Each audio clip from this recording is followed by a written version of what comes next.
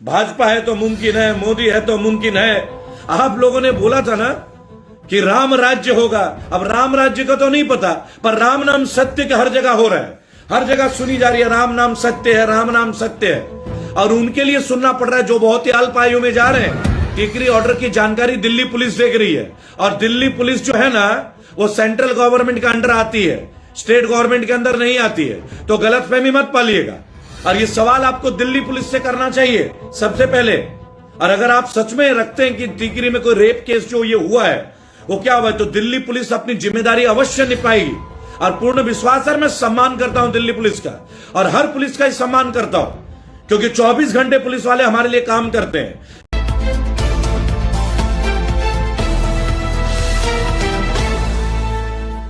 भाजपा है तो मुमकिन है, मोदी है तो मुमकिन है।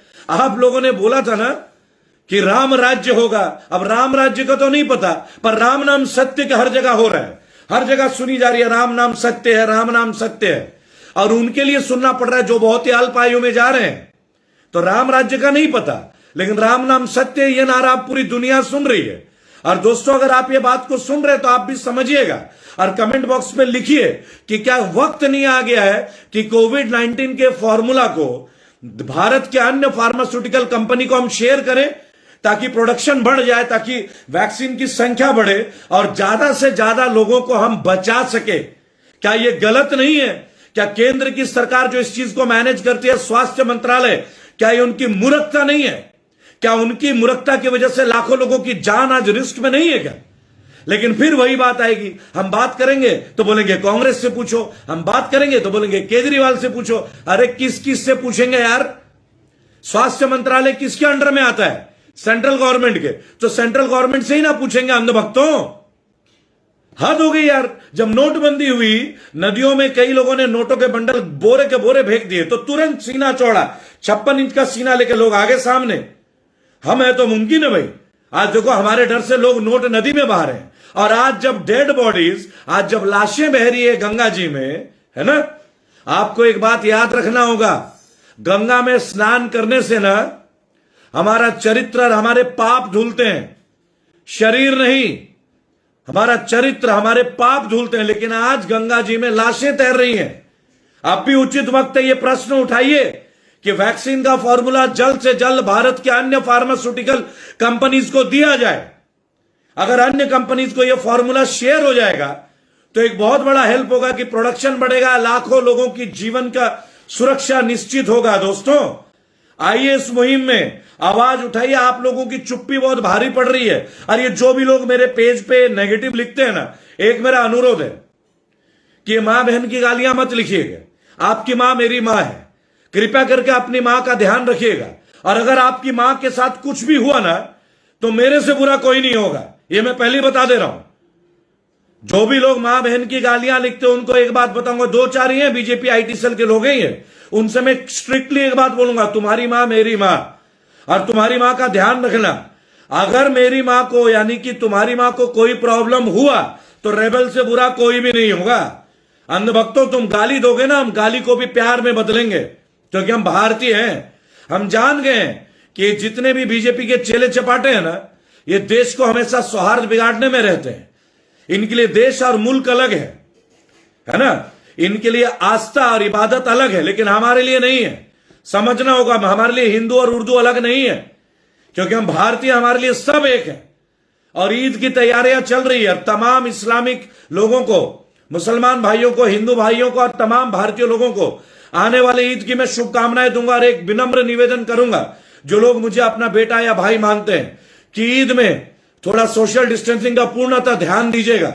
मेरे दोस्तों, वो त्योहार है जब हम सब मिलकर मनाएंगे, और ये हर्ष और उल्लास का त्योहार है।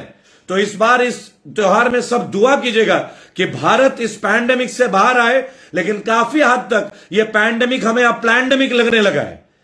हमने पिछले साल वैक्सीन डेवलप कर लिया, लेकिन हमने प्रोडक्शन एक लेवल तक किया है। अगर हमने वैक्सीन का फॉर्मूला देश के अन्य कंपनियों को शेयर कर देते, तो शायद आज हमारा प्रोडक्शन ग्लोबल लेवल पे होता, संपूर्ण भारतीयों का टीकाकरण हो जाता। लेकिन नहीं, हम टीका उत्सव मनाएंगे। टीके हैं नहीं, आज जुमलेबाजी चले टीका उत्सव मनाने। अरे यार बंद करो ये ढकोसला और ये पब्लिसिटी। दुनिया जान चुकी है आपकी असलियत। एक छोटी सी बात है, अनपढ़ व्यक्ति को विश्व गुरु बनने का ख्वाब नहीं देखना चाहिए। आज के जमाने में पुराना जमाना गया जब लोग किताबों से नहीं अनुभव से बढ़ते थे। आज हमें किताबों की भी जरूरत है, टेक्निकल नॉलेज का जरूरत है। आईटी का जमाना है। और ये जो गंवार लोग हैं ना, ये आईटी सेल के, इन लोगों ने आईटी सेल का व्हाट्सएप यूनिवर्सिटी का गलत इस्तेमाल करना सीख दिया है।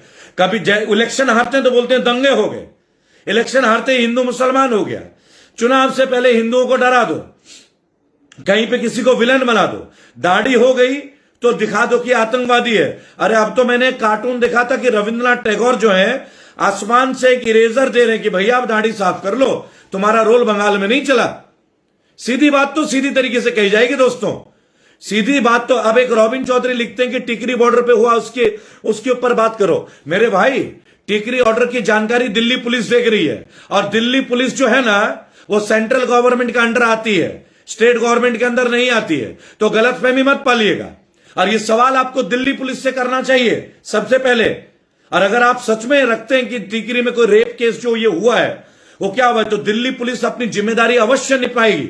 और पूर्ण विश्वास है, मैं सम्मान करता हूं दिल्ली पुलिस का, और हर पुलिस का ही सम्मान करता हूं, क्योंकि 24 घंटे पुलिस वाले हमारे लिए काम करते हैं। देश के तमाम नर्सों को मेरा प्रणाम। आप लोगों का अंतर्राष्ट्रीय नर्स दिवस की फिर से ढेर सारी शुभकामनाएं। हिम्मत और हौसले का प्रतीक है, आप मैं नमन करता हूं। और मैं उन तमाम नेताओं की भर्त्सना करता हूं, सामित पत्रा जैसे नेताओं का, जो केवल टीवी में आके बात करते हैं। हमारे लिए मत बोलिएगा, हम सड़कों पे होते हैं। और अगर भरोसा नहीं हो तो मैं और आप चैलेंज ले लेते, संबित बत्रा जी, स्मृति ईरानी जी जो चूड़ियों का बिजनेस करती थी मनमोहन सिंह जी को भेजने का, आपको ओपन चैलेंज करता हूं। हेमा मालिनी जी, कैंट का पानो आरो शुद्ध पानी, कैंट का पानी सबसे शुद्ध पानी, कहां गया जी? मथुरा आइए, आप मथुरा के सांसद हैं, नजर ही नहीं आते, कोई भी नजर नहीं आएगा। दंगों के टाइम पे, इलेक्शन के टाइम पे खूब बड़ी बड़ी प्रवचन, गोली मारो देश के गद्दारों को, आप कहीं नजर नहीं आते। टिप्पणियों में नजर आते हैं, शाहीन बाग में नजर आते हैं, सीए एनआरसी में नजर आते हैं, है ना, बंगाल इलेक्शन में नजर आते हैं, केरला में इलेक्शन में नजर आते हैं। अरे गोदी मीडिया वालों, वक्त है आप भी जिम्मेदारी निभा लो। अब तो जर्नलिस्ट भी स्वर्ग पहुंचने लगे हैं, थोड़ी तो शर्म करो, देश के प्रति अपना उत्तरदायित्व को निभाओ। पुनः शाम को मिलेंगे आपसे। अगर आप लोगों को यह बात समझ में आए और मेरे विचारों से सहमत है, एक रिक्वेस्ट है, इस कमेंट में लिखिए कि कोवैक्सीन, ये जो कोविड-19 का जो वैक्सीन बना है, इसका फॉर्मूला और कंपनियों को भी शेयर किया जाए, ताकि ज्यादा से ज्यादा वैक्सीन बने और ज्यादा से ज्यादा लोगों को हम बचा सके। जय हिंद, जय भारत।